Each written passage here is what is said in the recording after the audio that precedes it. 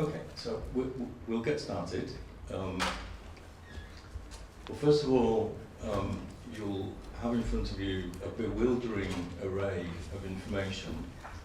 And with regard to the information that you've got, each table has a plastic wallet, and there are various pieces of paper in there. So I should just draw that to your attention. So we have 5 tables, 5 teams, 5 groups. So whilst I'm speaking, if you could just familiarise yourself with the information that you've got in front of you, that would be really helpful, because we're going to be talking about team-based learning, and you're going to be actively engaged in a learning process. And so I'm going to explain what's going to happen today, but allow me first to introduce my colleagues. Professor Malcolm Dando is from the University of Bradford in the UK, and he's been working on the brain project for a while. Shamin Patel is from the University of Linnaeus, I think from southern Sweden. And I'm Simon Whitby, and I'm from the University of Bradford in the UK. And I'm a lecturer there, and I talk to students about international relations and security studies, and do use bioethics. So, let's begin then with the presentation, which is titled Team-Based Learning Exercise, Social, Ethical and Legal Responsibilities of Life Scientists. Let me first, though, as a prelude to this discussion, and I want to speed through this quite quickly, let me first just talk about this slide, which identifies a concept that might be slightly new to you, which I'm referring to as biological security. So this is different from biosafety, and it's different from laboratory biosecurity, and it's different from biorisk management. So you'll be familiar with those terms, probably, if you're a life scientist, because biosafety, biorisk management, and laboratory biosecurity are talked about in the WHO handbooks. So if I could just read through this slide, my argument is that the biosafety that you're familiar with and the biosecurity that you're familiar with that relates to the laboratory, and biorisk management, which is about laboratory risk and biosafety and biosecurity. My argument is that those 3 concepts, those 3 practices, make a vital contribution to a much wider concept that I want to refer to as biological security. So, biological security, I would assert, relates to a wider web of integrated and complementary elements that reinforce each other. And I've taken this concept from Professor Graham Pearson, who's one of our colleagues, who's been working on strengthening the biological and chemical weapons conventions for many years. And Graham Pearson refers to a web of prevention that locates biosafety, biosecurity and biorisk management, I would argue, in the context of a range of biological security measures that take us out of the laboratory and beyond the laboratory doors. So biological security includes biosafety, laboratory biosecurity, biorisk management, but it also includes international and national prohibition regimes, such as the Chemical and Biological Weapons Convention, international health regulations, for example, Security Council Resolution 1540. It includes disease detection and prevention, it includes effective threat preparedness, it includes export controls, oversight of life science activities, but it also includes biosecurity education and codes of conduct. And I would assert that the latter, biosecurity education and codes of conduct, ensure that all of those engaged in the life sciences, whether they're in government or industry or academia, are aware of what their responsibilities are in order to protect their work from misuse and to counter the threats to humans, animals and plants posed by states and non-state actors and other entities. So the reason why I talk a little bit about this concept of biological security is it's one that might not be familiar to you, but with reference to the pre-reading that we've given you, our colleague from the Netherlands, Koos van der Bruggen, has written this account of the story, or the saga of the so-called gain of function experiments. And in that, Koos refers to the concept of biosecurity. So I just want you to be clear about what we mean when we talk about biological security. This is a concept that integrates biorisk management, biosafety, laboratory biosecurity, and international prohibition regimes, and all of the things listed that are underlined on the screen. So that was the first thing I wanted to go over to you. Just to place this discussion in context then, the Inter-Academy Partnership in 2016 produced a guide to responsible conduct in the global research enterprise called Doing Global Science. And chapter 3 in this guide states that in recent years particular concern has focused on the potential for research in the life sciences and biotechnology to be used for harmful purposes. I think you're familiar with this concept already. In chapter 1 of the same report, Doing Global Science, chapter 1 talks about the importance of adhering to high standards and good practices. I mean, one of the questions will be, what are the high standards and what are the good practices? But it goes on to say that every researcher has a responsibility to contribute to the development and dissemination of these standards. Okay? So this is all contextual information that helps us understand what we're talking about and where we're coming from. Royal Society in the UK, in Brainwaves Module 3 Recommendation 1, states that there needs to be fresh efforts to inculcate the awareness of dual-use challenges amongst neuroscientists at an early stage of their training. So you can see how concern is being articulated by global groups and institutions about the importance of dual use and of avoiding misuse, and related to that, the importance of training, awareness raising and education, in particular in this case for neuroscientists, at an early stage according to the Royal Society of their training. So we've obviously got some young neuroscience people here and people interested in neuroscience. So just to summarise that, the potential for research in life sciences and biotechnology, there's concern about that being used for harmful purposes. There needs to be, according to the Inter-Academy Partnership, efforts to educate and train researchers about the importance of high standards and good practices, and then the Royal Society identifies the need for fresh efforts for training of neuroscientists at an early stage. And what we're here today then to talk about is how we can extend good practice that already exists in the field of neuroscience and neuroethics to the consideration of ethics in neuroscience, and to incorporate all of that into a wider notion of biological security. So what I'm saying is that, and I was discussing this with Abdul just yesterday, I was asking Abdul what he does when he talks to students about neuroscience and neuroethics, and he gave me some examples. So what we're here to talk about today is how good practice in the area of neuroscience education can be extended in neuroethics and to the consideration of ethics in neuroscience, to incorporate this wider notion of biosecurity, biological security, that I introduced at the beginning. So, with that in mind, what we've done here is we've brought along a book that we prepared in 2015, launched at the United Nations in Geneva. It was funded by the Government of Canada and the Government of the UK under the auspices of the Global Partnership.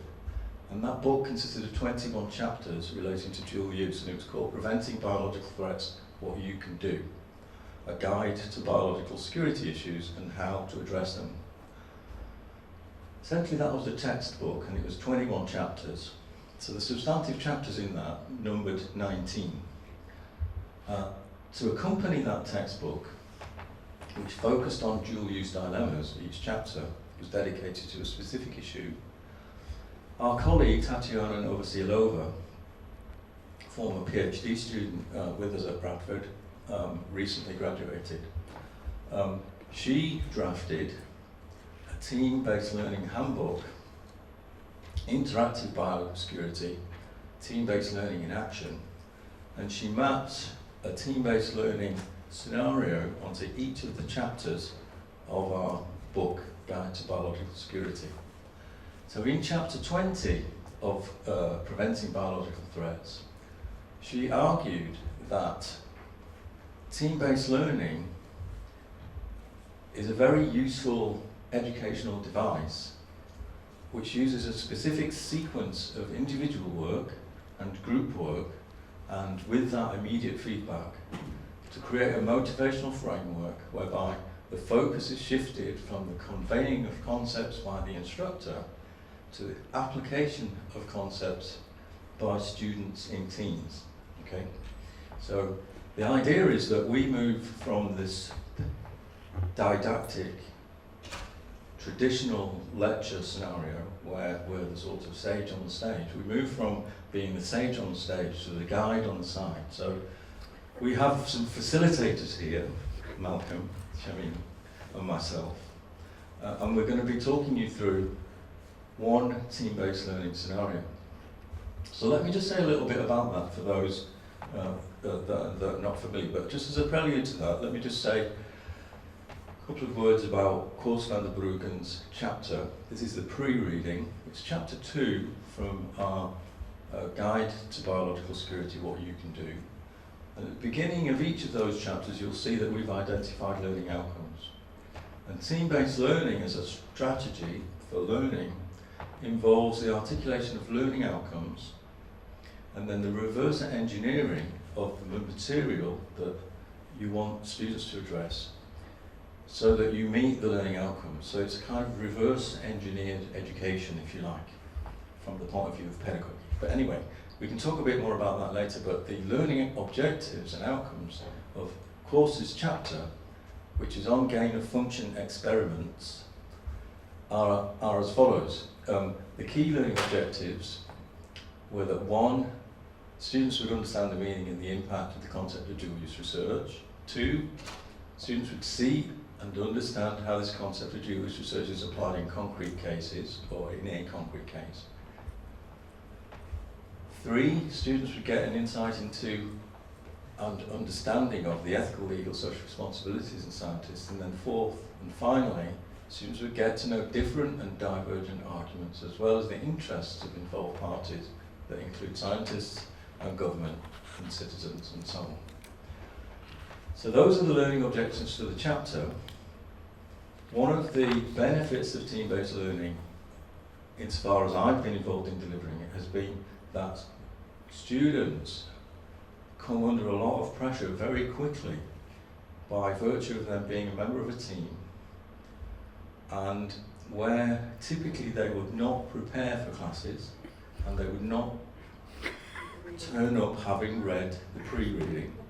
Students are placed under an obligation by virtue of being a member of their team, and they eventually, after a very short period of time, they come prepared, having done the pre-reading, because if they don't do, they let their team down, and their team, in a sense, in some ways, is in competition with the other teams. The students are assigned to teams at the beginning of the semester, and they stay in those teams.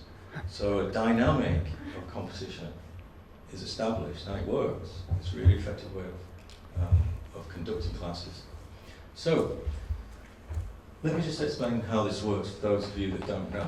What we've done is we've organised you into groups, and we've presented you with a bewildering array of information that's in this information pack in front of you. We're going to ask you to do IRATs. IRATs are readiness assurance tests, but they're done by individuals, okay? Once you've completed those individual readiness assurance tests, we want to then move on. We'll take the answers that you've provided and we'll do something with those answers here at the front. We'll then ask you to get from your information packs the TRATs, These are team readiness assurance tests, and it won't escape your notice that these are exactly the same questions as the individual readiness assurance tests, right? So we're going to take the individual ones off you. We're going to ask you to do the team readiness assurance tests. Now you will do that as a group, okay? And once we've gone through that exercise, we will then pause briefly, and we will ask you as a team to present us simultaneously with the answers that you have arrived at for each of the questions, okay? We'll then have some time for discussion and feedback, and once we've done all of that, we'll move on to what we call a first application exercise. We've got 2 of them for you today, and we hope that you'll be able to get through both of them. My experience is that you'll be engaged in this, and it could take some time, possibly longer than we would initially have anticipated. Okay, so I'll explain the first application exercise at the appropriate time, and we'll have discussion at the end of that sometime, maybe for a tea break. Depending on how we're doing for time, we might ask you to get tea and work. So, even though you may be sufficiently cognitively enhanced from your exercise, from your speed march back from the restaurant, and typically the afternoon is a session. The one after lunch is usually the session when people feel sleepy. You're going to be busy, so there's going to be no time for relaxing, because we've got a second application exercise for you. And that all will be revealed about that. It's in your information pack if you want to get a sort of a heads up about what that's all about. There'll be time for discussion at the end of that, and then we'll have an opportunity to discuss and review. And we're going to aim for about 5 o'clock, which sounds a long way in the distant future, but actually I think that we'll probably be pushing it to meet the 5 o'clock deadline. Subsequent to that, Malcolm is going to give you a short lecture. Very short. On neuroethics, just in case you haven't had enough, by the end of the team-based learning exercise. So, the first thing is that you'll notice that in regard to the individual readiness assurance test, in the information that you've got, you'll have several iterations of IRATs. So, I'll just show you this one, because what we want you to do as individuals is answer the questions on the IRAT, and there are 5 questions, okay? This is just question 1. So you'll take one piece of paper each, okay? And I'll ask you in a minute to start answering the questions, and we'll give you a period of time in which to, as individuals, respond to these questions.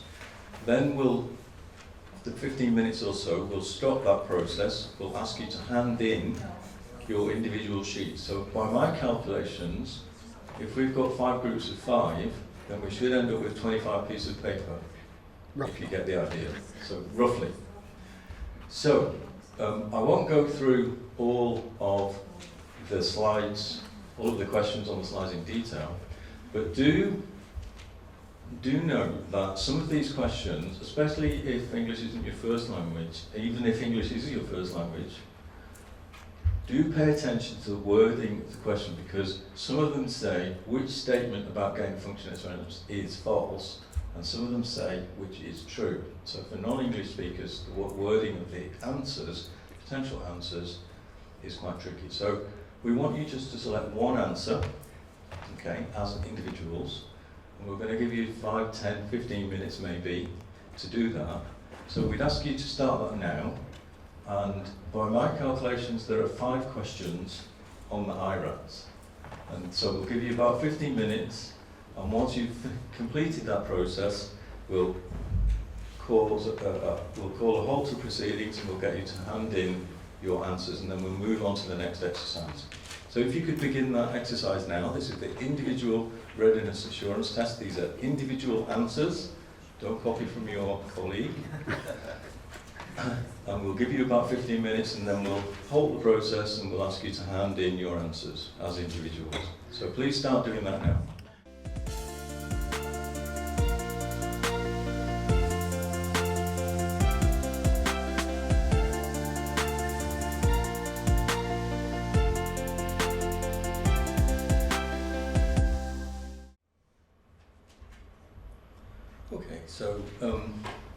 thanks for doing that. So that was the individual readiness assurance test.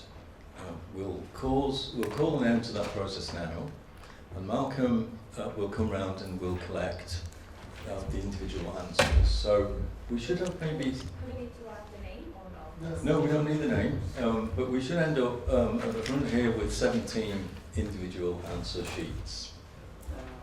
So allow me to just explain what's going on here. Bradford University has a very sophisticated team-based learning facility, and it's a workshop suite, and there are several tables in that room. Each table has a computer. The room was also fitted with various different kinds of technologies, so you'll be familiar probably with clicker technologies. Maybe some of you have used clickers, and they look like calculators, and you have choices, A, B, C, D, F, G, so on the clicker. What would normally happen in this situation is that at the end of this individual readiness assurance test, what we would ask you to do is reveal the answer to question 1. And you would do that simultaneously. That would be, via the clicker, immediately transmitted to the computer, and then on the screen we would immediately see how many of the participants answered A, B, C, or D, or E, and so on and so forth for question 1, and the same with question 2, 3, 4, 5. So we'd instantaneously have a pie chart and a graph and some statistics that show that 60% of the class got question 1 as answer, question A is number 1, or question 1 as answer A, and so on and so forth. So we do it instantaneously. We'd be presented with some metrics to suggest how you performed as individuals, okay? So that would then be very useful to us up front, because we would then be able to contrast those metrics with your performance as a team. And typically in the team-based learning process, we find that individuals perform better in teams than what they do as individuals, okay? So working in a group produces better results, statistically speaking, than individuals answering questions, even though you've done the pre-reading. That seems to be a consensus in the world of team-based learning. So that's the kind of logic, that's an explanation of the logic to doing this process. We've not got the clickers, obviously, so Shamin and Malcolm are frantically doing the calculations as we speak. So this really depends upon their competence in being able to handle these figures. So what we'll now do is we'll move on to ask you to find the T-rats in your information packs. I think you'll find that they're on green paper, and of course at the top it'll say T-rat, but you'll find that the questions that you're presented with on these green pieces of paper, the T-rats, these are the same questions as you've just answered as individuals, okay?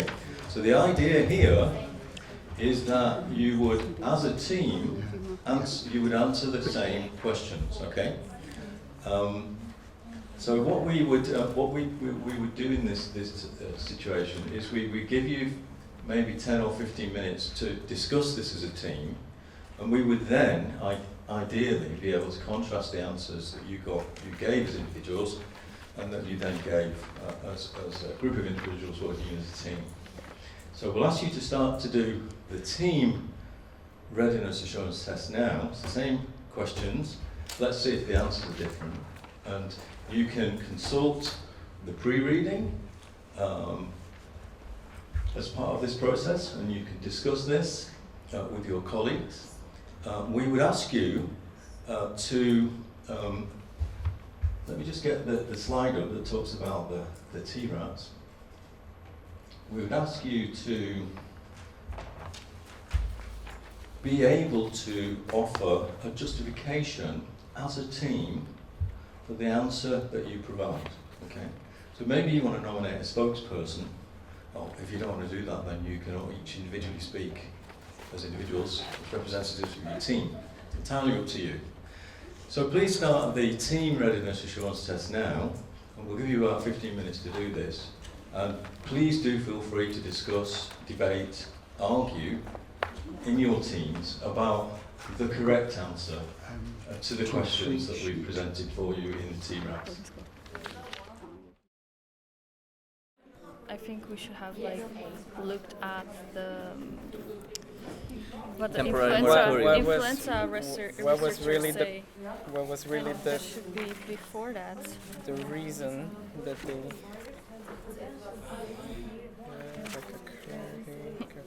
Here, lack of clarity in regulation. gap of distrust between life scientists and security experts. Yes. Okay, now we have transferability. We have the That's transferability, that's right. We have the range, host range. Increased That's B. B, yeah, that's okay. It's right. Then And we now which have one? Increase the pathogenicity. So that's the last one. The C is keeps. right. The C is right. I don't know sure, but I would say yeah. Looks like, yeah. Looks like. Yeah, so I said B and C. But I'm probably wrong. No, I agree on C. I know. I It's agree. definite- It's definitely not A. No. So we can rule A out. Yeah. Because they're not. They don't have enough information. And it has to be B because they actually say that straight. They say gap of distrust between life scientists and security experts. What page is that on? They haven't got page pages? numbers, but Oh. number 5 under lessons learned. Oh right. Okay. Both parties should learn that building trust between the scientific and security community is an important condition for dealing with biosecurity and dual use issues. Okay. Yeah. So, not B, so C. C, I think, is Yeah, definitely true. Yeah, there's like a little box that goes on about the young scientists. But instead it's false. Yeah. So they were surprised. They were surprised. They were surprised. Yeah, they were very excited. Okay. No, I took C because I wasn't sure if it actually moved towards biosafety. Yeah, it It did was- because it says on the text the scientists were always debating, but the scientists likes to debate on what they know. So they didn't discuss the political aspect, which is biosecurity, because it's political, it's not science. It's not their part of the science. And they changed to biosafety because it's what they know inside their labs, what to do in their practices. Okay. But that's still different. I mean, as they said, biosecurity and biosafety is different. Yeah. They're two different things. So they should be discussing this when they meet, but they shifted automatically to this because they are not. Okay, so that's they why I don't got have confused. the background to be discussing this, so they are Okay. not gonna be looking stupid. I see. So they need they had to stick with this to come up with solutions, but they just shifted because they are more comfortable in discussing this than this. Okay. So allow me just to explain an alternative way to proceed at this point. What we would normally do in this situation is we'd issue you all with a scratch card. So it's like doing the lottery, right?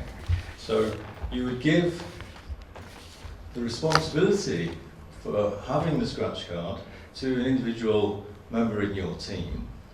And they would be placed under considerable amount of pressure because they would be expecting you to provide them with a reliable answer to the question, okay?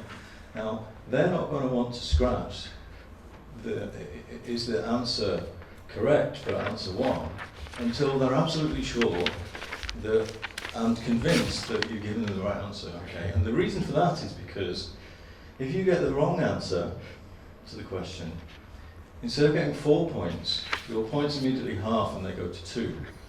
If at the second attempt you get the answer wrong, your answer, the value of your answer halves again, so you only get 1. So we've applied an alternative set of rules to this part of the process, and we've either given you a right answer, in which case we've given you 4 points, or you've got the answer wrong, in which case we've given you 0. And we've applied that to the individual readiness assurance test, and we've applied that to this team-based assurance test as well.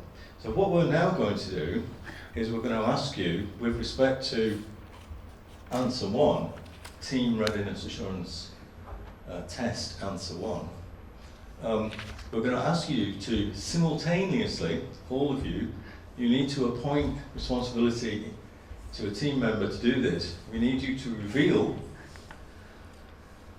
what your answer is to question 1. So, is everybody ready with their cards? And if that's the case, you have an A, a B, a C, and a D, and an E card.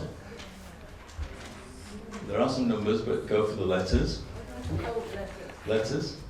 So everybody got letters. So what we would now ask you to do is, with respect to answer 1, which statement about gain of function experiments is false? Could you, as teams, please all reveal your answers now, and my colleagues will take a note of this. You're not allowed to wait to see what the other teams are revealing. So my colleagues are going to take a note of this, and we see you've got an A5. Okay. We know what teams you're in, that's fine. Okay, so this is very helpful, yeah? Okay, so we're okay with that, okay. So let me pick then, therefore, on group 2. And let me ask you to give a rationale for why you have chosen A for the answer to question 1. We started by finding the answers that were true by way of pretty much highlighting in the text where they were until there was one left that had to be false. And then frantically searching to see if there was evidence to suggest otherwise, and if there wasn't, then we circled the answer. So insofar as the issues are concerned, could you give a rationale for the answer? Oh, okay, so not my process, but well, there wasn't a definitive kind of answer for it. I have to be honest, I didn't do pre-reading, so I skimmed. But the moral of the story seemed to be at the end in the discussion that there was no guidelines actually, and that's why there is such a debate going on still. Okay, that's splendid. Very good. And but the interesting thing is that you've been able to come up with a coherent rationale and explanation for both the process and an answer to the question without doing the pre-reading, which is pretty impressive. Extra points for that. Yeah. Okay, so let's move to question 2. So the same scenario. We want you haven't got scratch cards, so you're not under pressure, but we do need you to reveal what answers you have for question 2 of the TRAS, which was which characteristics does not apply to the H5N1 study described in chapter 2. So if you could simultaneously reveal your answers now, please. So my colleagues are going to take a note of the answers. And we have a lack of consensus on what the answer to this question is, which could affect the metrics that we're being developed in front of the room here. Everybody okay with the answers? Very good, very good. So, group 4, could you please give an explanation, maybe of the following the lead of our colleagues in group 2, process and answer the question, but which characteristics does not apply to the H5N1 study? For the process, we use the process of elimination, so that could be explained to my colleagues earlier. And then for the actual answer, nowhere in the material was it stated that anybody sought to enhance the pathogen's resistance to any therapeutics. However, all the other 3 were explicitly stated. Yeah. Okay, very good, very good, very good. Okay, thank you very much indeed for that. So, It's a trick question. Guys, please wait for the microphone when answering. So we have to take this. Somebody thinks it was a trick question. Trick question. So the other part of this scenario is that at this stage you have the scratch card and then you do the simultaneous reveal. We give you the opportunity as part of this process to challenge the wording of the question. So there is an appeal process. And here we have an example of an appeal process. Okay, so we got D as well, but we would say that it sought to make the virus airborne. It's slightly misleading in the sense that they found that the virus could be airborne. They didn't seek to make it airborne as their initial methodology.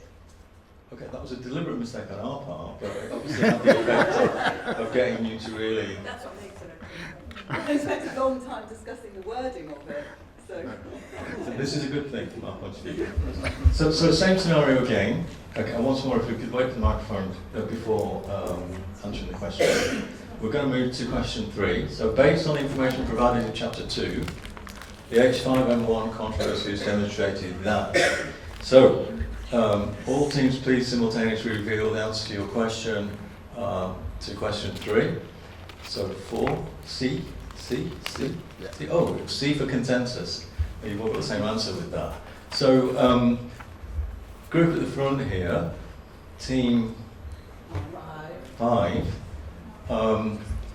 What's your explanation for selecting C as the answer to this question? What was that rationale? Oh yeah, okay, so again, process of elimination.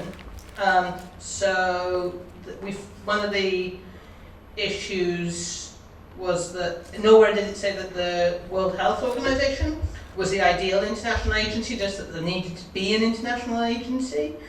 But it did say under lessons learned that there was a gap between researchers and the security community, and therefore then a need for a dialogue is this way to solve the gap. So that was our logic, I think. Yep. Okay. Okay, very good. Thank you very much indeed for that. So moving on to answer 4. Question 4, answer 4.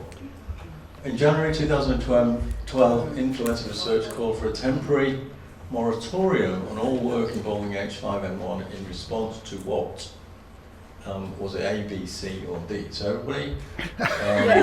We saw.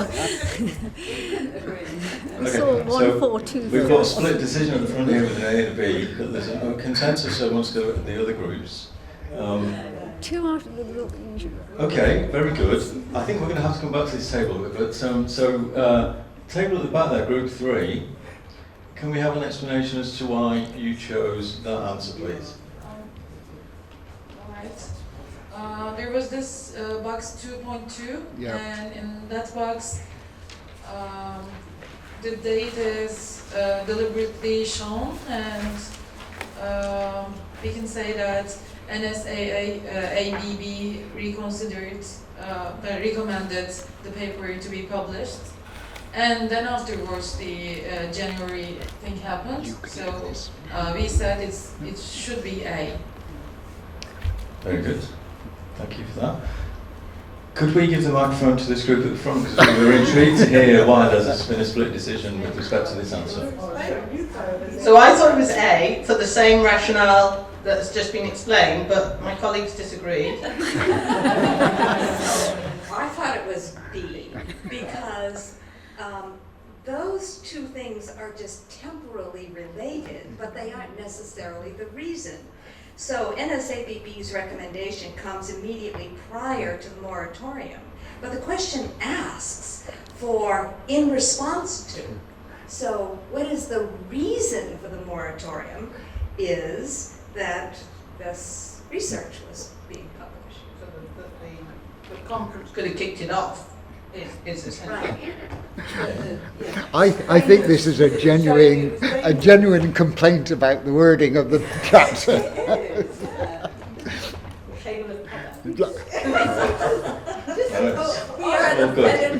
It's all good to have a table of heads. Temporal relationship is not a good reason. Not a sufficient reason. It's not causation. It's temporal correlation. Okay. Question 5. Make a note of that, temporal correlation. Science disorder on this table. So, thanks very much indeed for the answers to question 4. So question 5, which statement is false based on chapter 2? So simultaneous reveal, please, everybody. It's group 4. So B, B, D, B, B. So no strict consensus. There's a D up there. On that. Okay. So this group, group of 3. You're group number 1. Okay. Could we have the microphone to group number 1, and they'll talk about their rationale for choosing B. Yes, so first, before I give the answer of the explanation, I must say that we we also had the same debate of is it A or B? Causality. So in the end we chose A, but we weren't out. Then back to question number 5, we chose B because it was mentioned in the text clearly that the young scientists were actually quite surprised to get all the attention and that the research was going to be published and their work was recognized. So that was answer B. Okay, very good, very good. So, okay, excellent, excellent. So, just before we go on. So what we're going to do now is we're going to hopefully, our mathematics experts at the front here have worked on the metrics, and we hope to be able to reveal simultaneously how you performed in respect of the individual readiness assurance test versus the team tests. And so over to you, Malcolm. I don't know whether you need a microphone for this. No, it's very straightforward. We always hope that what you're going to see is a lifting of the correct number of correct answers with the TRAT as compared with the IRAT. And lo and behold, it worked. So if we average all of the IRATs, we got 58.75% right. And if we average all of the TRATs, it's 80%. Wow. So a considerable lifting of the correct answers, even given the fact that some of the correct answers may have been a bit muddy, or the questions even a bit muddy. But thank you very much. It's the kind of thing that we always hope that we'll get in one of these exercises at the start, but it gets much more interesting now. So over to you. So, just to join this table of pedants at the front here, just to be on the safe side, I underlined in the correct answer the T, the final T in the sentence, the correct answer for each of those, so I'd be absolutely sure that when I was stood here, that even in the face of compelling arguments from people around the room, I would be absolutely sure that the right answer was the one with the T underlined in it. So that is completely paranoid, but there you go. So what we're going to now do, thanks so much indeed for the answers for those IRATs and TRATs. What we're now going to do is we're going to move on to the first application exercise. So give yourselves a pat on the back for increasing your performance as teams over individuals. The first application exercise, we've given you quite a considerable amount of time for this. I think we're fairly flexible because we've built a tea break into the middle of this process, and we'll probably be able to sort of allow you to go for tea, as it were, and maybe you bring that back, or we'll see how we go with respect to time. This is slightly different in terms of the process from the IRATs and the TRATs. So this is a choice of options from a list of options that we've provided. So you need to select one. So you need to agree, you need to write down and submit your best answer for this task. And we want you to develop a rationale as well for the answer in the way that you've just done. Maybe talk about process as well, but give us the answer to the question. Why you have chosen one option, the criteria for your choice, the points that you've considered when reaching a decision as a team. So this is very much a team exercise.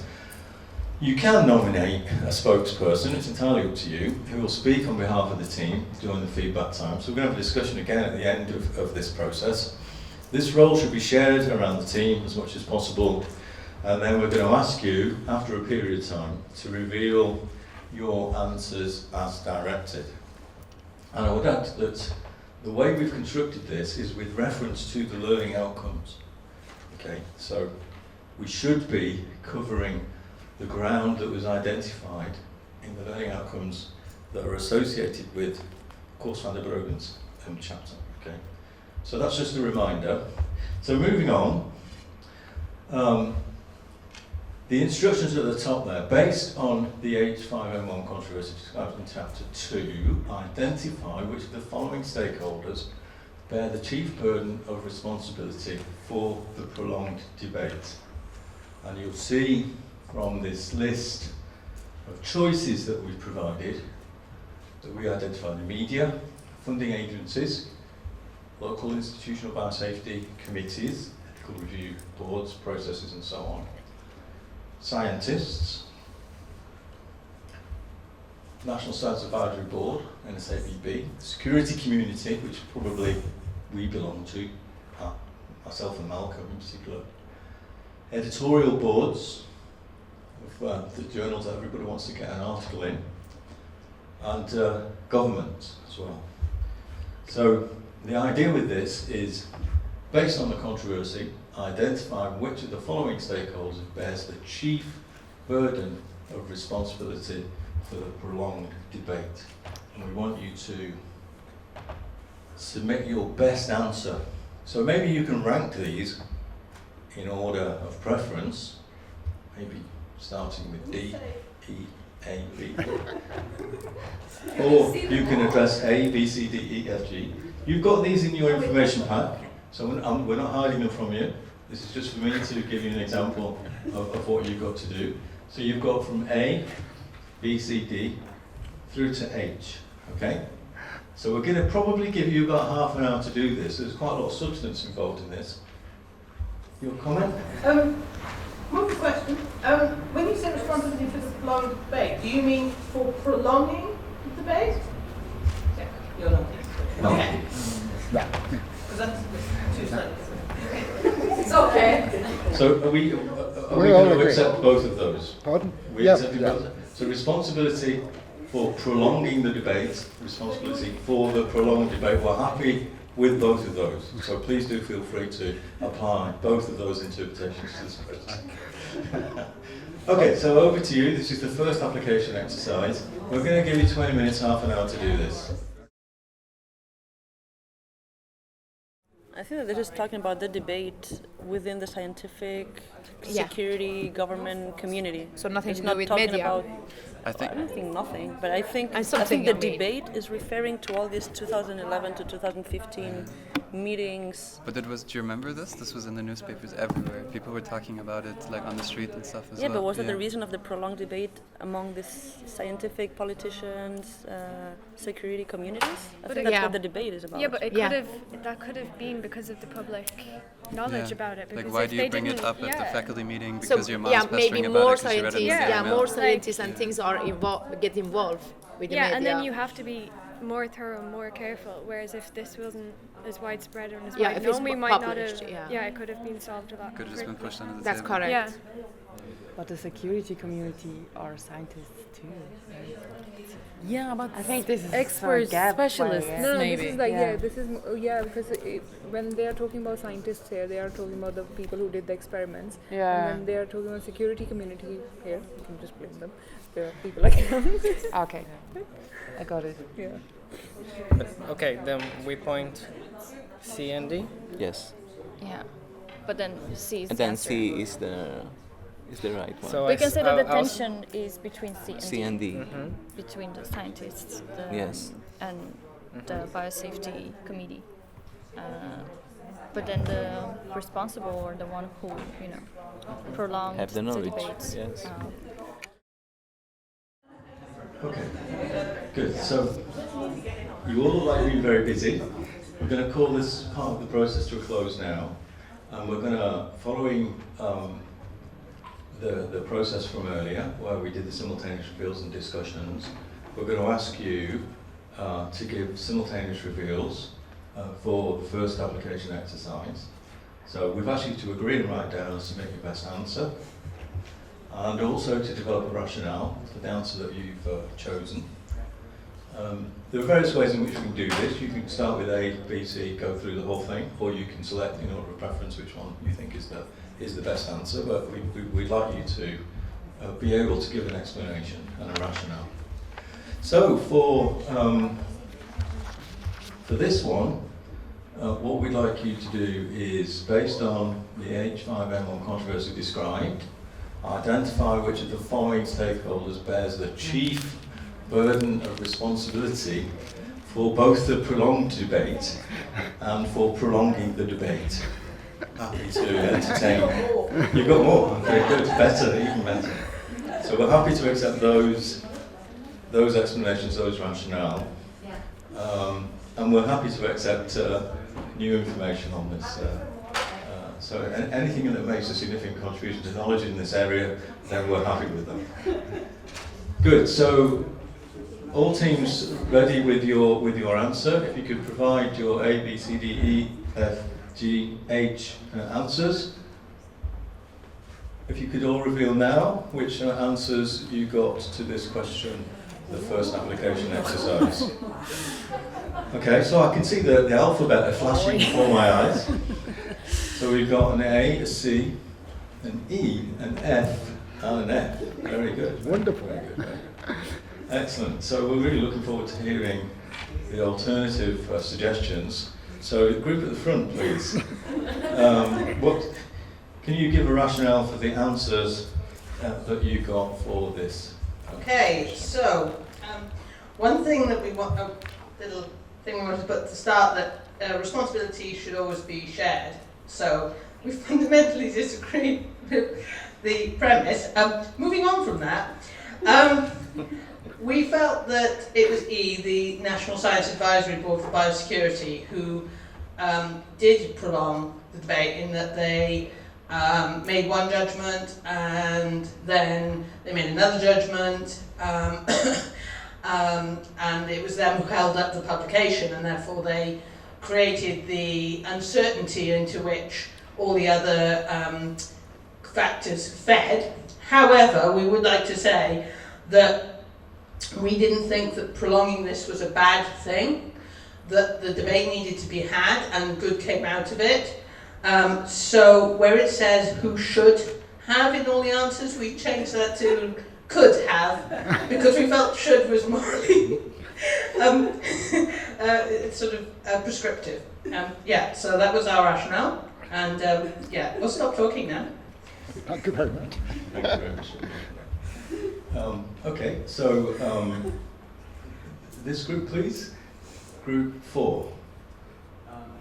So we chose, we were ambivalent between F, A, and H, but ended up deciding for F, in part because we thought that the security immunity was a fuzzy concept which subsumed both the National Science Advisory Board for Biosecurity and also the US government underneath its umbrella category. And we didn't think that the media could bear the chief burden of responsibility for the prolonged debate because it's kind of what they're there for, to do. There is a question of when they cross the line and so on, but we're not sure about that in this particular case. Okay. Any comments from your group on the role of the Netherlands government with regard to licensing in this particular debate? Doesn't matter if you've not. Let's go to group 3 for your answer, please.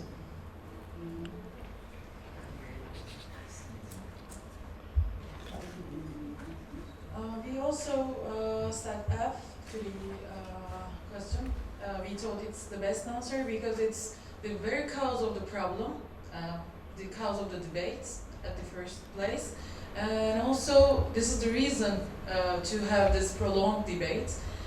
Because if there would have been guidelines, there wouldn't have been any NSA, BB debates, gatherings, or there won't be any problem with local institutions, intervention or funding agencies, things. So there has to be guidelines in the first place. And after the debate started, maybe the community should get together and just create guidelines for the case, and they can seize the prolonged debate by creating guidelines. Good.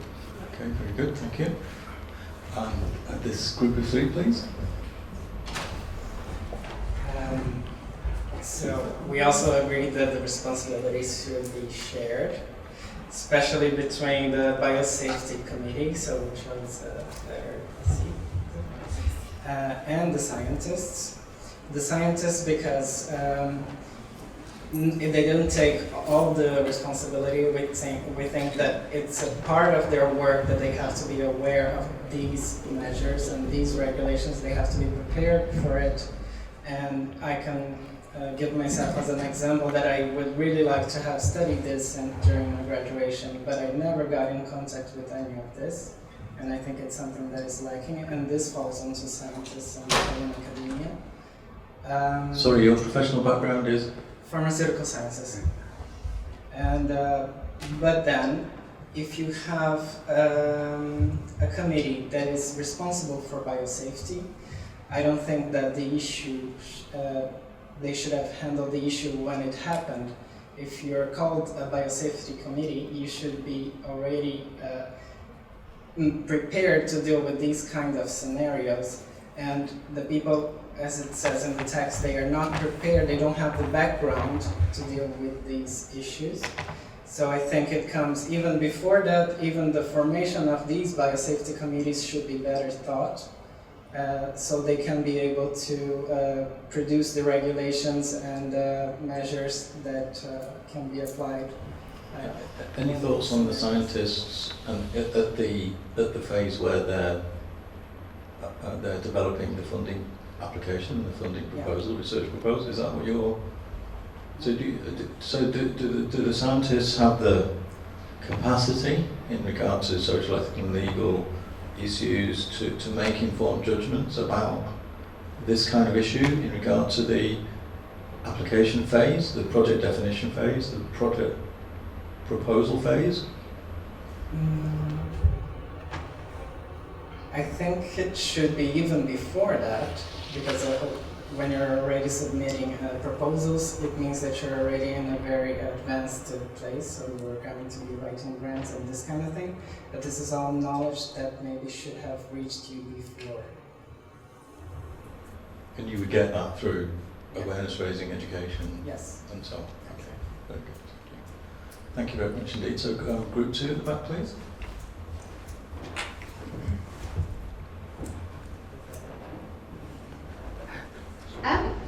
Well, yeah, joint responsibility, but I think our first instinct was to go with the media. And I think for me it was more a feeling of the intention behind the actions. And my feeling from reading everything was that most parties were quite honest in their intention. And, you know, the scientists, for instance, they didn't want anything negative to happen, but actually the media, this might be my own biases speaking, but the media are not always, they go for headlines and shock rather than what's ethical and good for, you know, everybody involved. So, did you feel there was a contrast between what one of the scientists felt the value of the experiment was and the media's treatment of the issue? yeah, I mean, it happens all the time. Journalists completely misinterpret research findings, you know, every day. And I think they have a big responsibility for, I mean, it's not difficult to actually, before you print something, just have an actual discussion and debate with these parties before you print something. And actually, maybe it would have been a smaller debate. Would it have been a smaller debate if it wasn't in Science and Nature? Yeah, Everybody exactly. So wants that to was, get. they were our close second actually, so the journals we felt were quite responsible because they are searching for big headlines and, you know, who's going to cite their papers. So yeah, it's the intention, I guess, is what we were feeling. Did anybody give consideration to the funding agencies and then dismiss the funding agencies as their responsibility? Yeah, we dismissed it. They didn't fit the chief criteria. Funding agencies have responded, I think, though, to this issue in the sense that some of them have kind of collectively issued guidance, yes. I think. Yeah, I think we said the applicant submitted detailed risk-benefit analysis of the proposed studies related to biosecurity. Well, we assumed that they would have done a ethics application when they did their funding application, which is slightly different from a risk-benefit analysis, though related, obviously. But we felt that the funding agencies couldn't have foreseen the scale of the problem, I think, and this is why we said that we're not entirely convinced that there shouldn't have been a debate. I think, in a way, all these things needed to happen in order for us to sit down now and look at why all these things happen, if that makes sense. So it's a bit of a, I think now funding agencies might be more aware, but I don't think they can solve the problem individually. That's what we said, didn't we? Yeah. So that funding agencies need to obviously take responsibility in terms of not funding research that hasn't been considered ethically, but they don't have the full responsibility of ensuring that biosecurity and life sciences are kind of joined up thinking. Writing after this debate, David Relman argued that we're going to encounter more of these issues. Yeah. Do you think we're any better prepared now as a result of this debate, or do you think we're still just waiting for the next thing that knocks us sideways? So I think we're better prepared for the debate because we've begun to have it publicly, even though the outcome wavered. You know, we thought twice about whether to publish it, we thought about redacting it, we actually ended up approving publication and so forth, but we've begun to think, are there things that should not be published in detail that enables replication by a harmful person with destructive intent? So you know, maybe we haven't ended the debate, but because we've begun it, we're in a better place, I think. Do you think we're in a better place dealing with CRISPR-Cas now? Well, you know, it's an ongoing discussion, and the public is learning just like we are, week by week. I mean, one observation about this is with respect to the US government and the subsequent issuing of guidelines for federally funded research that takes place in federally funded institutions. And from our perspective, maybe this is a Bradford sort of perspective, I'm not quite sure, but you know, that's a very top-down, you know, the problem for me with that would be, if I was a scientist, I'd be thinking, well, there's a danger here that innovation in life sciences is going to be stifled by top-down regulation. It's already a heavily regulated area, isn't it? If you want to submit a funding application, you have to fill out your ethics. It's all a big pain, isn't it? And going through all of those processes. But so my feeling about that is that we don't need any more top-down regulatory stifling of innovation in life science sort of securitization moves coming from governments in the way that this has happened in the case of H5N1 with regard to these guidelines. And so our feeling is, and it's maybe a naive feeling, that if you can empower the life science community to through awareness raising and education, to be aware of the ethical implications, possible ethical implications of life science research, that problems can be ironed out in the project definition phase, right, before the funding application gets to the funder. So the alternative is that you have an informed or misinformed public debate driven by the media because of this, and then you get top-down regulation, or you have an alternative to that, which is bottom-up empowerment of life scientists who take charge of and take control of the situation with regard to legal, ethical and social responsibilities, and the problems that arise, and then the media then, in the case of scenario group 2 at the back there, don't have a field day in distorting, you know, what should be an informed public debate. But maybe that's just my view on that. But I want to agree with you about the importance of bottom-up, but the question is how you get the bottom-up attention. And the fact that there has been this, you know, public debate, some regulations, I'm not defending top-down regulatory suppression of the freedom of scientists. I'm just saying this is the way ethics works. It works in small communities by gossip.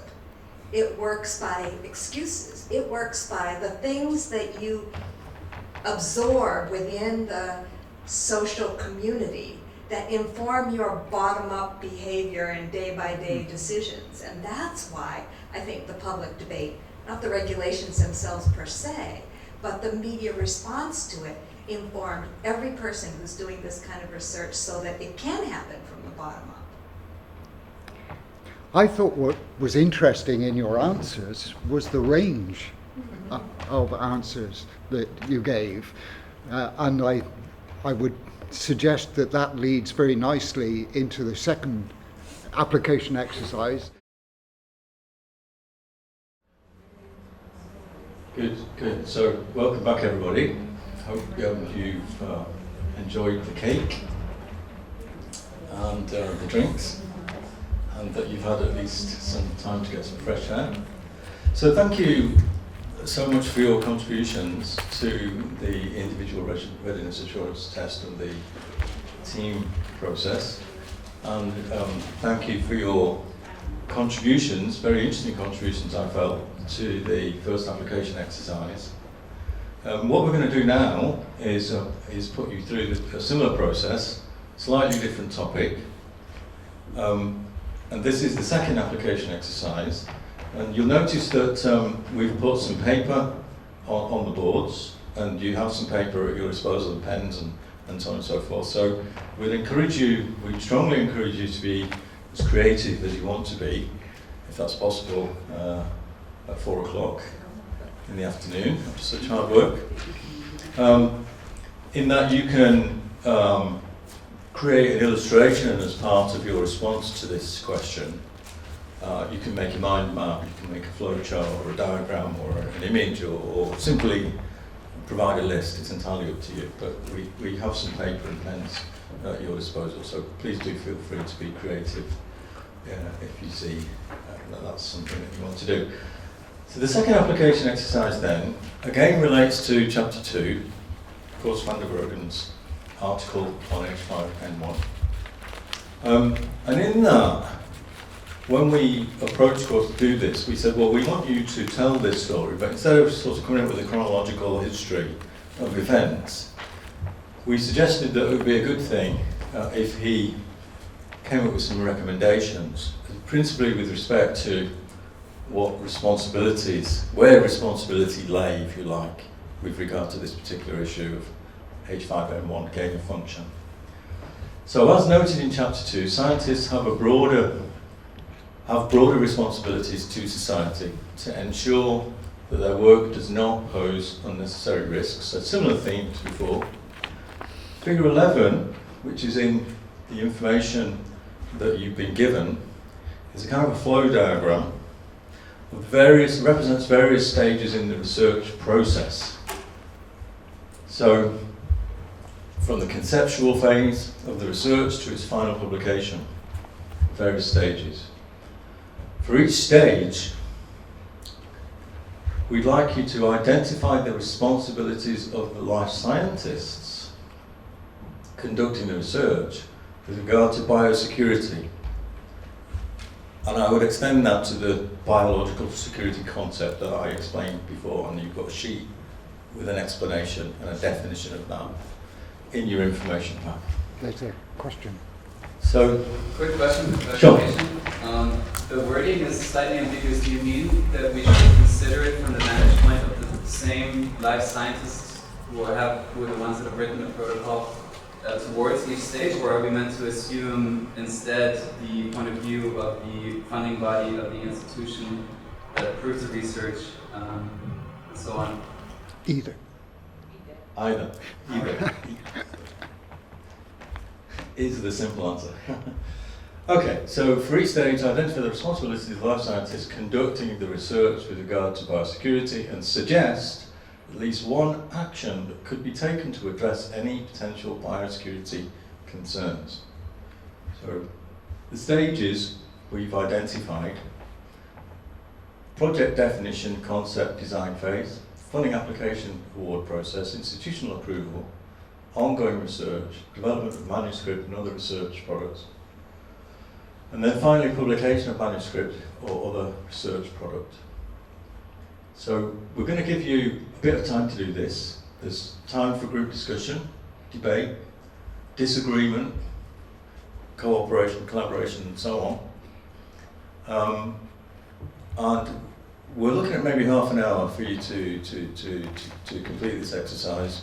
But we'd like you to put something on your boards, for those that you've got them, and to write something down so that we can see what you've come up with, and we'd like you to offer a rationale for the explanation that you arrive at with respect to this particular application exercise. And I think we've got some non-permanent pens on your table for group 1 with the blackboard, group 2, and even group 5 over there. Okay. And at the end of this, there'll be an opportunity for discussion, debate, but we'll go around the tables again, and we'll give you the microphone, and we'll be able to record all of that. And yep. Good. So we'll take it from there. It's 7 minutes past 4. We'll probably give you about half an hour to do this, and then we'll come back. We'll stop the process, and then we'll go around the tables as we've done previously. And then the final part of this will be sort of discussion debrief, but we'd like to be able to show the learning outcomes again, and then we can sort of discuss, and it would be happy if you disagree with us that we've not met each and every one of the learning outcomes. So let's see how that works. But, okay, so it's 8 minutes past 4. If you can start to do the second application exercise, then we'll come back to you for discussion and debate in about half an hour. So please do feel free to be as creative as possible.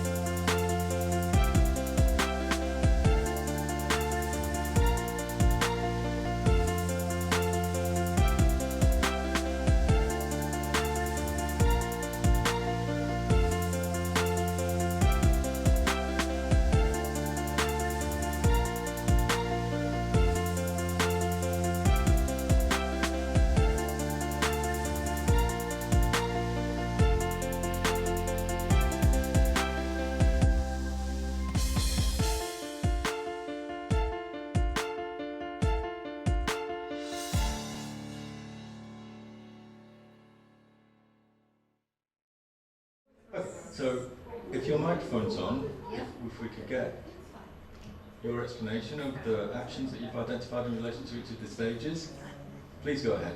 So we've done it in a very general term, so unfortunately we've not fit the brief entirely, but hopefully we've got some good ideas. So, stage 1, so the responsibilities. I guess you have to start with whether you want to be blue skies or incremental. So do you want to be a game changer, or do you just want to incrementally add to the literature? That's quite an ethical kind of responsibility, because obviously blue skies is more risky. What else? Will it be kind of good for public patients, everybody involved? So kind of begin with the end in mind is quite a nice, that's also an action, I guess. So project management term.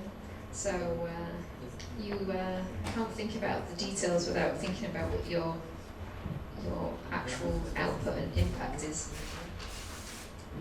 Is it ethical? I can't remember what we were thinking about. Microphone? Check it is ethical or not.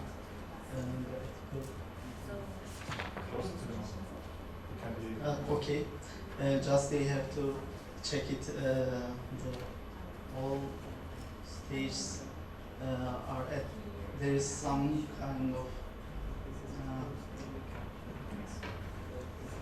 all is ethical or not. So yeah. I guess for instance, if you're working with animals, you have to ensure that what you're doing is going to be a benefit overall, so cost-benefit analysis. Shall we move on to the next stage? Stage 2, what was stage 2 again? Funded application. Okay. Is it good value for money is a big one. So that's a responsibility of the life scientist. Are you going to waste money doing this research? Is it going to be a greater benefit overall? Is it feasible? You don't want it to fail necessarily. And also be honest. So there is a tendency to stretch the truth because you want to get money, and it's obviously very competitive, so you maybe might promise a little bit more than you can deliver, but try to reduce that. You need to also include an explanation of the extent to which you've thought about the potential misuse of the research in the funding application process as well. So what's that, sorry? Could you repeat that? So you need to think about, in regard to the funding application and award process, yeah. You need to think about the extent to which you've taken into consideration the potential for your research to be misused, maybe by others, for example. Yeah. So as part of your own sort of ethical consideration of the issue. Yeah. Choosing the right collaborators as well, I guess. So are they on the same page as you? Stage 3, institutional approval. So I guess politics and kinds of what is best for the university might get funded more than what is best for progressing science as a whole. That's more a responsibility of the institution rather than the life scientist. But do you think your institution would have the capacity, the knowledge, the awareness to be able to give due consideration to your proposal, to your research? Would they have people with the development know-how to be able to properly consider? I think, for instance, this is not, not to sound kind of derogatory to anybody, but if you're, for instance, from a lab that has big media attention, and you have big impact that way, the institution might think, well, we'll carry on funding them because they make us look good and they get us in the newspapers. Rather than, okay, but these guys are trying to kind of develop a really good drug, but they're not very well known. So that's the politics kind of side. It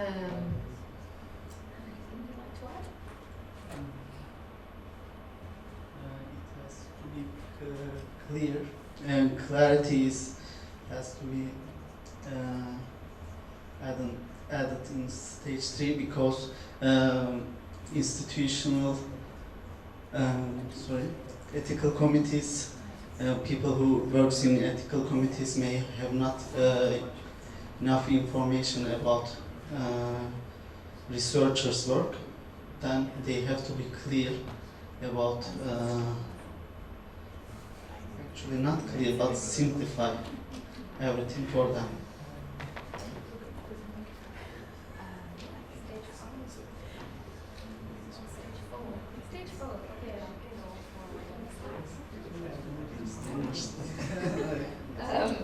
So stage 4 is the thing we focus on most, I guess, once we've got the funding. So there's a big shift in animal work to really think about the number of animals you're using. So doing para-analyses, figuring out what statistics you're going to do before you carry out the research is quite a big one. Obviously you don't want to overpower, you don't want to use too many animals because they will be wasted. If you underpower, you might miss a finding. Good record keeping, so if you left, could somebody pick up your work where you left off? Having an eye for detail, so just following the same procedures to a perfectionist level, I guess. And also just ongoing discussions and meetings with the rest of your lab and also collaborators and funders. So periodically reporting back and also public engagement, I think, is a big one. So you might learn something quite interesting from the public, from talking to them about your research. That might send you down an interesting avenue. Anything you'd like to add? Shall we move on to 5 and 6? We've grouped them because we were slightly rushed at the end. So yeah, the actual development and publication of a manuscript. I've put good science. So in that I meant kind of not just chasing this kind of mystical P is less than 0.05. It's everybody kind of cringes when we talk about it, but it's a real kind of issue. Well, journals don't publish work unless it's statistically significant, and I think that should change. So reporting of null results, for instance, is actually just as useful, so people don't do the same experiment over and over again. You can approach the right journal, I guess. I don't think there's a right and wrong necessarily, but ensuring it's a good fit, suggest unbiased reviews. So again, we have this habit of let's send it to a friend because they might review it more favourably. Thorough reporting of the methods. Again, this is the responsibility of the life scientist, but also the journal. So there's a big problem sometimes with us having these really squashed word limit for methods, so you can't fit everything in. And again, you can't reproduce work if it's not in enough detail. And kind of stretching the truth in terms of fiddling with axes on diagrams and figures. I know none of us in this room do it, but even just comparing two different conditions and shifting the axes on one to make it look like a bigger effect and that kind of thing. Yeah, robust stats. Excellent. Thank you. Thank you very much indeed, Group 2. Alright, so we thought it was important to get most of the points in right at the beginning, the onset. And so for the first stage, we thought, what is the very first thing you need to do? You need to know about, and what's different, also care about biosecurity. And that could specifically involve contacting security experts if you're in doubt. It could involve having a dedicated brainstorming session while you are doing the concept development of your study dedicated to biosecurity. It could also involve having and organizing biosecurity training for your whole lab, regular checkups on the state of security research, and finally considering alternative project designs. And all of this is important to have a proper risk-benefit assessment. In our second stage, we thought it was important to add to the previous list honesty about what it is that you're doing, that you are not downplaying the risks involved. Even if you think that you are being honest with yourself, it might be good to have other people check what it is that you are suggesting. And the corollary, you should also try not to exaggerate the benefits to the best of your ability. Specifically, there should be a section of the protocol that you're developing dedicated just to biosecurity that demonstrates an understanding of the relevant concept and methods involved. So for stage 3. So stage 3, which is institutional approval, we consider that the ethics committee at the local institution, the responsibilities of the scientists carrying out the research projects. We thought it should be clarity when writing the ethics proposal, being understanding and engagement. Oh, I see. Sorry, I forgot. So understanding and being engaged with the institution approval, understanding what ethics is about, what is required, and being completely honest. We repeated that a couple of times in some of the other stages. This is because of how important it is. And so the suggestions for that, possible actions, one of them is to have peer review before we send it to the ethics committee. This might be more from the institutional side, but we thought it's probably a good idea to have the possibility to be involved somehow in the ethics committee. That means that maybe it's not for your project, but for other projects, scientists having the chance to be there and also having their opinion, not just having the ethics committee deciding whether your project is approved or not. Interpret feedback generously, so when we get feedback from the ethics committee, instead of saying, this comment, or they're just making our lives harder, trying to take advantage of the comments and applying them. And maybe having some ethics training, so especially for newcomers, this might be very helpful, or the ethical guidelines that each lab should follow. For stage 4, which is ongoing research, we thought the responsibilities are first to stick to the protocol. If you wrote something, then stick to it. And a suggestion for that, a suggested action is exactly the same. Stick to the protocol. Don't change anything that has not been written before and that has not gotten approval. Another responsibility is to monitor risks and update risk assessments. So sometimes while you're doing a project, you see some changes, unexpected changes. Maybe heart rate is accelerating, as he suggested, or some other things may come up. Some other suggested actions are to incorporate advice from funding and the ethical institutions. Once you get the approval from the funding agency and from the ethics committee, implement the given advice. And we go on to stages 5 and 6. Yeah, keep that going. Okay, thank you.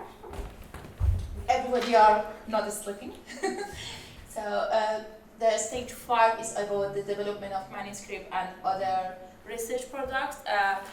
We conclude together the application to mention potential risk to the editors and also clarity in discussion and methodology, which is in the stage 6 about the risk awareness.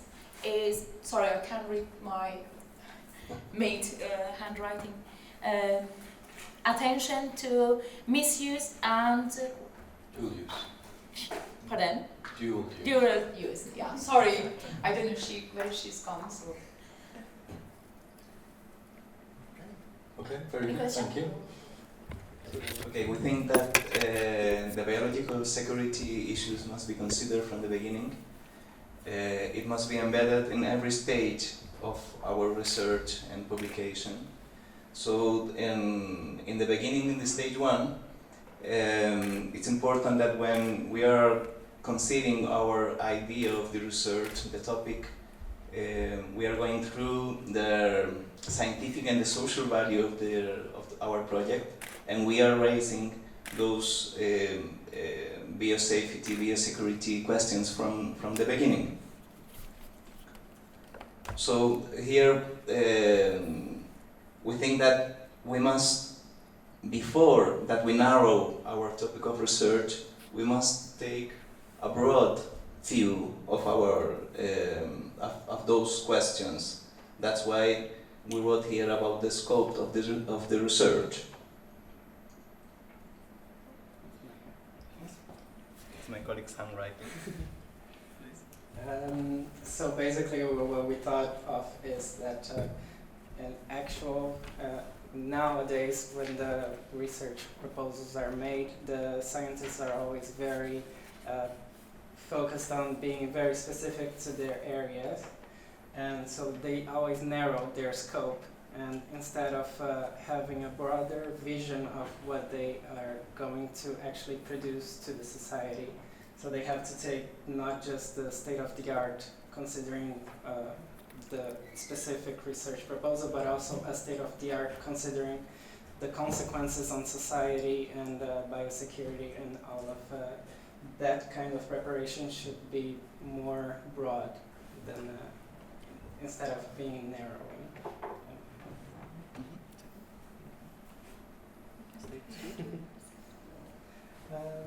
So for stage 2, we thought that funding, there should be a considerable transparency and the traceability and regulation on this kind of funding. The regulation on funding is far from ideal, and there's a lot of conflict of interest that arise from that. And it's always, in the way that it is now, without regulation, it's always going to be a matter of moral values, and it's always a very complicated position to be the head of a laboratory with a lot of people that depend on you and people that have to get paid. And if there's some kind of dirty money being offered, it can always be very difficult to say no. And if you implement regulation that prevents that from happening from the start, you don't leave that kind of margin to immoral decisions. Also adding to stage number 2 is that even if you have the luxury of choosing who you're going to accept the money from, you have to be aware of the traceability. So it doesn't mean that if one company or organization or institution is granting you the money, that they are not going to sell it or give it to some other institutions or companies that don't take ethical aspects that much into consideration. So it's not only transparency but also traceability. So you have to be aware from the beginning until the end what's going to happen with your research and in what ways it's going to be used. Then at stage 3, which was institutional approval, I'll try to read the handwriting. We were thinking that it's not only the committees, for instance, that give you a yes or a no answer to your research proposal and approving it or disapproving it, but they should play a more active role in actually show engagement, not just saying, well, you should revise this part, or we don't think your research is going to do any good at all, but that they support and help the researchers in doing the research, because it's going to be beneficial for the communities as well, because they're going to avoid further risks that can develop at later stages. So also we think that from stage number 3 towards the end, the committees or the institutions that approve the research should be involved. Not everyone there, but at least someone who is aware of what's happening. And if people encounter difficulties when conducting their research, and also making sure that they understand, because as we've seen in the chapter that we had to read, the experts usually sometimes don't know what the researchers are talking about. There is the lack of expertise or of knowledge of specific research. So the clear communication, and again, shared accountability and active engagement from both sides should already happen from this stage. And then we have stage number 4, which is ongoing research. Then again, this is it started here, so it's even if you as a researcher are still conducting your research and there are maybe new findings or unexpected scenarios that you haven't considered or you couldn't have considered at the beginning stage. Here you don't have to do it by yourself. You can also go back to the actors involved in stage number 3. Because again, communication is the big keywords for this stage. Also, you can be more aware of how this will play out in the society when it's actually out there. So you can have maybe small tryouts or run some pilot projects to see what's actually going to happen. So it's just about clearing up the communication. So here on stage 4, we also consider that taking into account for example, what happened with the H5N1, they had their findings, which was they already were aware that their findings would be very impactant, but they didn't know where to turn to, so they followed from the stage of the finding up until their final results and submission of results to a journal to finally address the issue, while it would be very helpful if they had some kind of agency that could give support as soon as those findings were discovered, instead of letting it become a snowball and only dealing with it at the end. And of course, there's new ideas and considerations to take into account with the results that kind of a live feedback of reconsideration to anything that's new that can have some kind of new impact that hasn't been considered. So, We're thinking it's very important to open a dialogical space so that unexpected issues, unexpected scenarios, the emergent issues can be communicated and taken into account.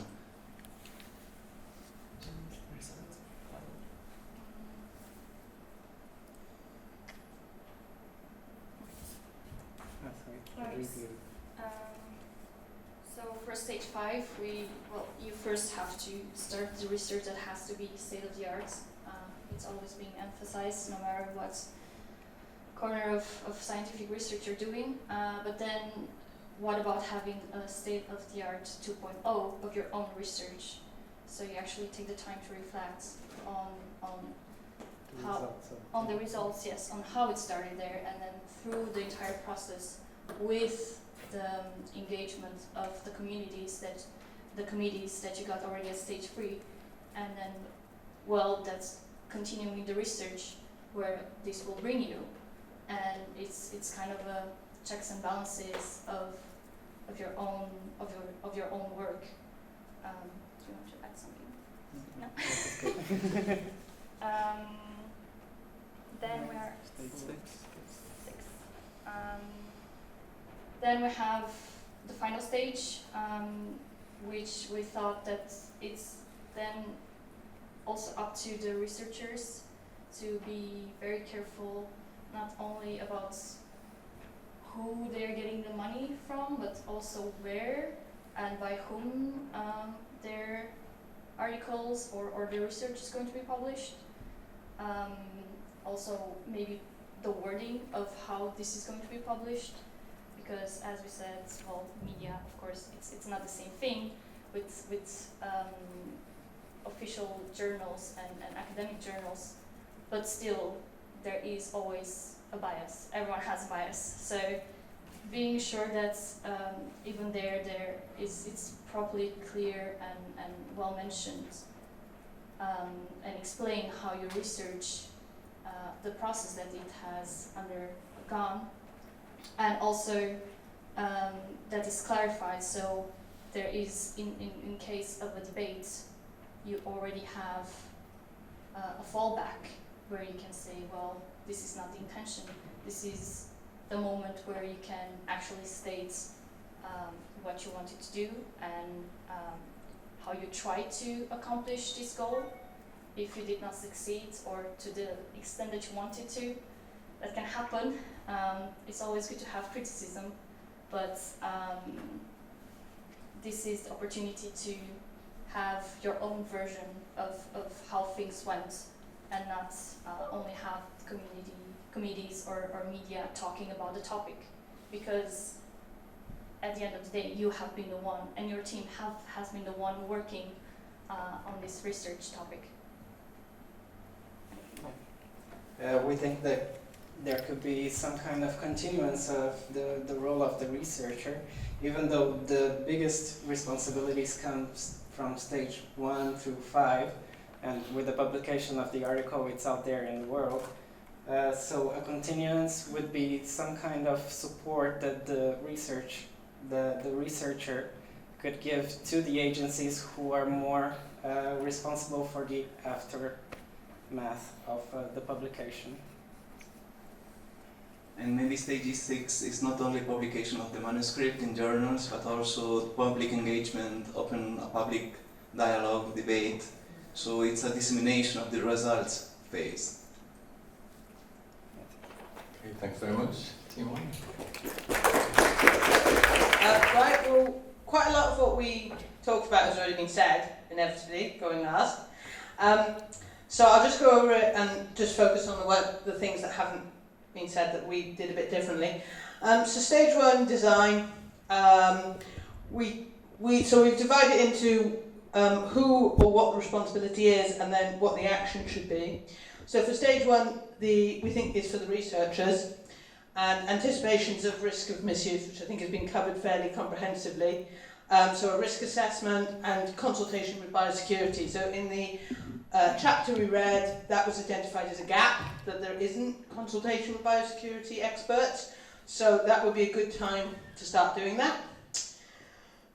Stage 2, we kind of deviated slightly here because we felt there wasn't a responsibility so much of the scientists, but of the funders. So for this, we thought, since they're often using public money, they should weigh up social benefit versus danger risk, and think about the balance of those two things. And their actions could be to consult regulation, so again, the biosecurity regulation, and to do a quality analysis or a quality control to ensure that the research they're funding meets these requirements. So stage 3, we talked about the ethics board here in the institutional ethics board. Application from the researchers is their responsibility, and then the approval is obviously the ethics board's responsibility. We said that their responsibility is to ensure that the researchers have planned and prepared for any biosecurity ethical risks.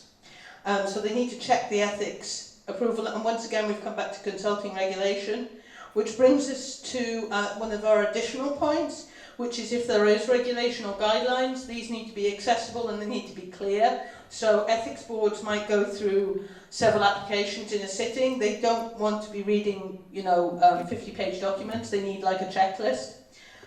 So that's the responsibility of biosecurity experts. Stage 4 is the ongoing research. So we talked about that the researchers are responsible, but the PI, the principal investigator, is ultimately responsible. Because they can't be pushing things onto junior researchers and not taking responsibility for that. They're responsible for good lab practice, so safe lab practice. And then actions would include informing colleagues. So other colleagues doing similar research, I think one of the other groups said something similar. Supporting and mentoring junior colleagues. So again, not letting researchers have to cope with these challenges themselves, not letting people publish things when they're not used to the challenges of the discipline, not changing the designs. Once you've got ethics approval, don't then go and do something different, because that kind of undermines the whole process. And again, I think this was covered, but vigilance of unexpected events. So if your research starts doing something that you didn't anticipate, you should probably go back to stage 3 and get new ethics approval, and you should certainly inform your colleagues that this is a side effect. So this is kind of research integrity, we said, which, by the way, is my talk on the last day. So a little plug for that. So stage 5, development of a manuscript. So this again is responsibility of the researchers. So we said it was their responsibility to report on everything they do. And this could bring in open science. So journals should publish negative results, but they often don't. And they also don't give enough space for methodology. And they don't allow often to talk about day-to-day working practices. But open science gives this opportunity. So you could say blog about the difficulties you might have faced. You could publish negative results. Now obviously there is a conflict between this very issue of biosecurity and open science, but as long as you're not giving methodological information that will open the door for people to copy your research and create a biosecurity risk, where it's more just about your day-to-day practices in the lab, I don't see that there's too much of a problem. So that's an action that could be taken. And then in thinking about publishing, thinking about whether what you're publishing is, again, social benefit versus danger versus risk, Stage 6, publication. So this is the responsibility, we said, of the publisher, and they need to understand biosecurity, so this comes back to guidelines. And they should be publishing all results, not just positive results, and not just headline results. I think that came up earlier. So they should, I can't read my own writing now. Oh yeah, they should read and apply guidelines, and they should redact if necessary. So if they think that the methodology could create a terrorist risk, then I think they could redact that, as long as it doesn't alter the fundamental research being expressed and it doesn't censor academia overall. I think in some very extreme cases there is a case to be made that you should redact certain elements for the greater benefit of society. So that was ours. Thank you. Great, well, thanks very much indeed to you all for your splendid and comprehensive critical engagement with these exercises, the IRATs and the TRATs and the first and second application exercises. I thought that maybe we could just finish by considering, in brief, the learning outcomes for the chapter, which were, number one, understanding the meaning and the impact of the concept of dual-use research. And I think that that's been covered pretty comprehensively from what I've seen so far. See and understand how this concept of dual-use research is applied in a concrete case. I think that all of these have been very good explanations of the considerations that you need to address when you're doing scientific research, get insight into and understand the ethical, legal and social responsibilities. I think that also, all of those issues have come over really well. And get to know different and divergent arguments as well as the interests of involved parties scientists, government, and citizens. I think that in addressing all of these stages, a lot of these issues have been considered. Are we all, broadly speaking, in consensus with that summary? Happy to hear from anybody who's not. Good. So I think we'll call that to an end. I think that's been a great exercise. It's been really enjoyable to see that you've been all engaged in it.